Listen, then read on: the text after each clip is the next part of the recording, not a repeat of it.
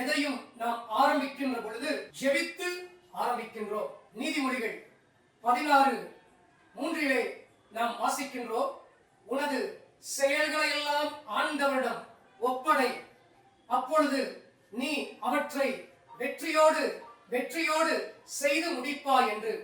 ஆம் அன்பார்ந்தவர்களே, புத்தாண்டு 2026 ஆண்டு முழுவதையும் ஆண்டவருடைய பாதத்திலே வைத்து ஆசீர்வாதத்தை நாம் எடுத்துக்கொள்வோம். 1 கொரிந்தியர் 15:57 நாம் வாசிக்கிறோம், நம் ஆண்டவர் இயேசு கிறிஸ்து வழியாக இதிலே நமக்கு வெற்றியை கொடுக்கின்ற கடவுளுக்கு நன்றி என்று. ஆம், இயேசு கிறிஸ்து வழியாக தந்தையாய கடவுள் இந்த 2026 ஆண்டு முழுவதும் நமக்கு வெற்றியை தரப்போகிறார். தாவீது கோலியாத்தை கடவுளின் திருப்பெயரால் போருக்கு சென்று வெற்றி எடுத்துக்கொண்டதை போல நாமும் தந்தை மகன் தூய ஆவியாரின் பெயராலே இந்த ஆண்டுக்கான வெற்றியை நாம் எடுத்துக்கொள்ள போகின்றோம். நாம் எந்த வேளையிலும் ஜெபிக்கின்ற பொழுது இயேசு ஆண்டவரை போல ஜெபிக்க வேண்டும். இன்னும் அப்பம் பழுகி பெறச் செய்யவில்லை, 5 அப்பத்தையும் 2 மீனை வைத்துத்தான் ஜெபிக்கின்றார். ஜெபிப்பதற்கு முன்பாகவே அப்பமானது பழுகி பெருகிவிட்டது என்பதை விசுவாச கண்ணால் கண்டு எல்லாரையும் பந்தியில் அமரச் சொல்கிறார். எல்லாரும் அமர்கிறார்கள். அதுக்கு பிற்பாடுதான் இயேசு ஜெபிக்கிறார். அப்பமானது பழுகி பெருகுகிறது. எல்லாரும் சாப்பிடுகிறார்கள்.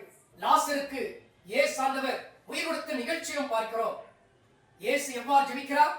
தந்தையே, நீ எப்பொழுதும் என் மன்றாட்டுக்கு செவிசாய்க்கிறீர், இப்பொழுது கூட நீர் என் மன்றாட்டுக்கு செவிசாய்த்து விட்டீர் என்று நன்றி சொல்லி ஜெபிக்கிறார்.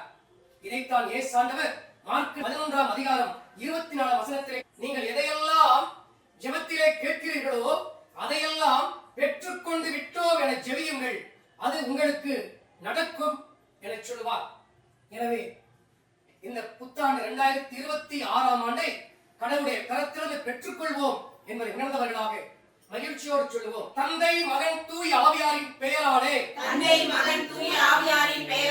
புத்தாண்டு 2026 வருக வருக வருக என மகிழ்ச்சியுடன் வரவேற்கிறேன். புத்தாண்டு 2026 முழுவதும் என் வாழ்க்கை மூலமாக தந்தை கடவுளுக்கும் இயேசு ஆண்டவருக்கும் தூய ஆவியாருக்கும்